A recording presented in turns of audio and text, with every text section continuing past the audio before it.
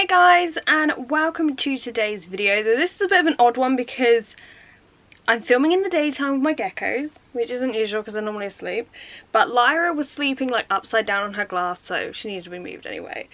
And also, my other microphone that I record with sometimes has this weird humming sound, so though I have recorded this video once already, I'm doing it again. So anyway, this is a bit of a different video, and if anyone else who does pet videos wants to do a similar one, go for it. Do you remember back in the day when you used to do like a tag and other people did it? It'd be cool if other people want to do this. And you can do it in the comment section as well. So basically, I wanted to talk about 5 reptiles that I would love but probably won't ever own. And I want to do 2 other bonus rounds. One where I talk about reptiles I actually want and hope to get in the future, and one where I talk about reptiles I almost got but thankfully didn't. Another reason I don't film in the day is because it's so noisy outside, but we're having a really lovely September day, and so the window's open slightly, so if you hear stuff, I apologise.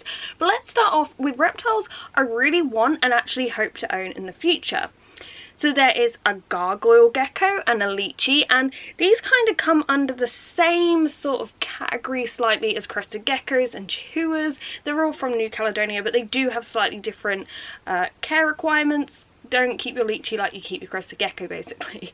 I also would love a panther chameleon. These 3 reptiles have been on my list for absolute years, but there is a new addition to the list, and it is a blue-tongued skink.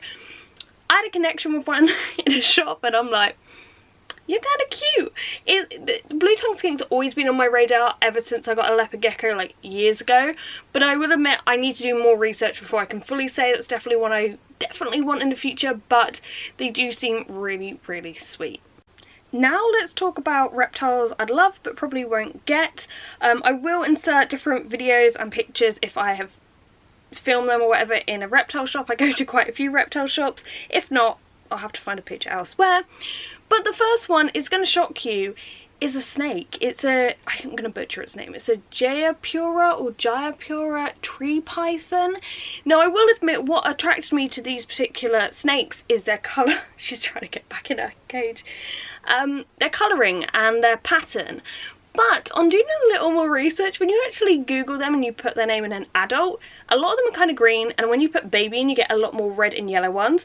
So I haven't looked at it too much, but you'll have to tell me, did they start off this vibrant, like, amazing pattern as a baby, but then go green as they age, or go slightly yellow as they age? Because I will admit that is one major thing that's attracted me to them, as vain as that may sound. And also they're an arboreal species, so you can make them a really interesting setup.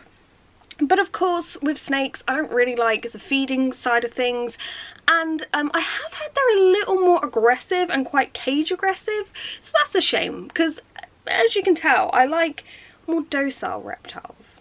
The next reptile is a black and white tegu. Okay, so these guys are big, basically reptilian dogs, which to me they seem like they have quite a bit of personality. Although I have seen them sleep quite a lot, they do seem like really interesting lizards. And I was actually in a shop once where one was obviously on holiday in the shop, and this old lady came and picked up a tegu like it was her dog, and she got a blanket and hugged it, and it was so sweet. And I was like, oh my god, that's gonna be me in like a few years. So of course this would be a wonderful pet to own because they're very interesting, but they're also massive, and I imagine they need a lot of room. And I did see the shopkeeper feed one a plate full of dead chicks, which might put me off a bit. So I'm not sure I'm quite cut out for, oh, you're gonna poop. Are you gonna poop? No. A black and white tegu. The next lizard is far smaller, maybe a similar size to Lyra actually, but it's a giant day gecko, or just day geckos in general. But to be honest, I always wanted a giant day gecko for years, but the more shops I've been to, I've seen just a whole array of day geckos, and I've just fallen in love with all of them. I think things that put me off them is they're very fast and can easily escape and run up your walls, and you can find it very difficult to get them again. You can't actually just pick them up and handle them too much. You have to really persuade them to get onto your hand because their skin can easily tear, and so they're more of a display pet. Now, if you know me and my pets, you know I'm more hands-on. I love to handle them, interact with them, as you can see. And so to have a pet that I feel like I can't easily take out and handle, it's just going to stress out the animal, that's not fun to me. I don't want to stress out the animal. But I will say, if for some reason I had some massive bioactive tank that just was more of a display tank, then maybe I would get like some day geckos. But to me, I wouldn't be able to have them as pets like I do with my crested gecko and leopard gecko. I wouldn't be able to interact with them as much. The next one's a bit of a bizarre one, because in some ways I still hold out hope that one day I will maybe get one, but it's a tortoise, and I don't really have a particular species like want to specify in this, but I always remember being younger and thinking, one day when I'm older I'm going to be a breeding tortoise. Like, I don't know why that was my ambition, but it was. And then you get older and you sort of realise life happens and you might not be able to take on a small herd of tortoise. I think the other problem is tortoise can live a very long time, and the babies are so readily available in shops, it's unbelievable, and they're really cute.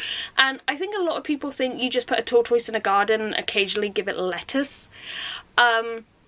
So then you end up with loads that need to be like rehomed or in rescues. So I think if I ever did get a tortoise, it would be like rescuing an older tortoise, because their lifespan might put me off. I would hate to think a pet outlives me, just because I'll be like, what happens to the pet when I'm gone?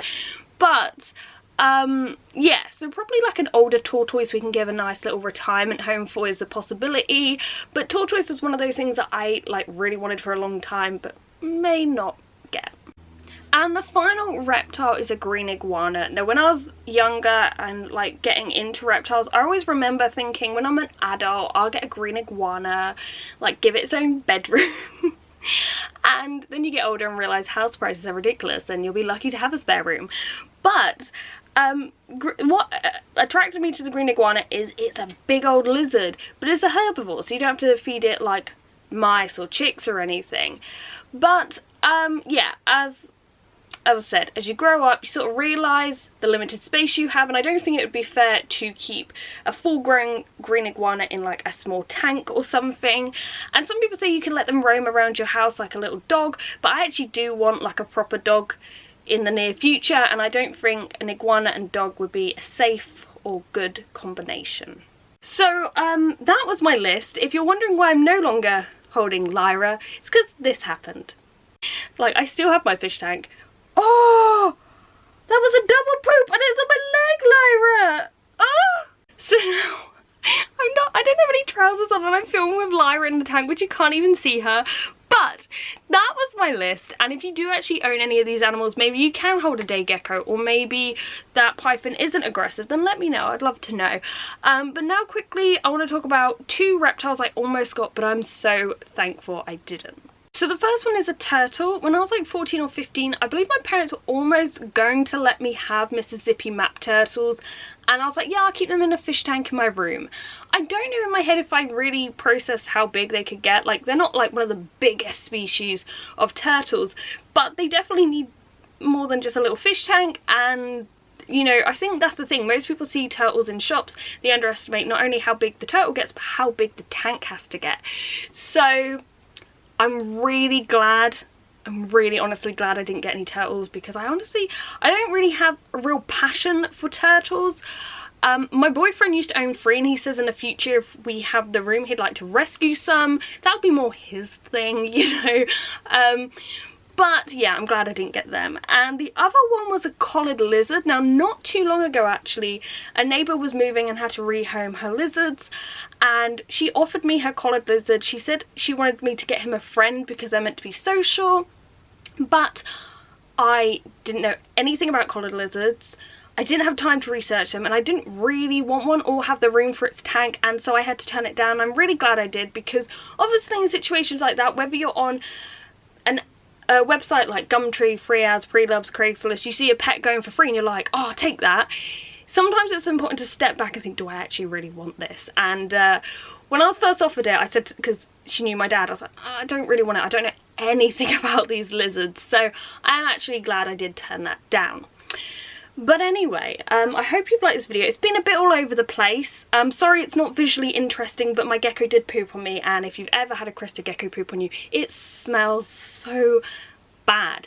But anyway, if you've had near misses, if you've like had a reptile and you're so glad you didn't get it, let me know below as well. It'd be interesting to hear. But anyway, thanks for watching, guys. If you haven't already, please subscribe and make sure you ring that notification bell so you actually get my videos in your subscription box. Anyway, thanks for watching, guys, and goodbye.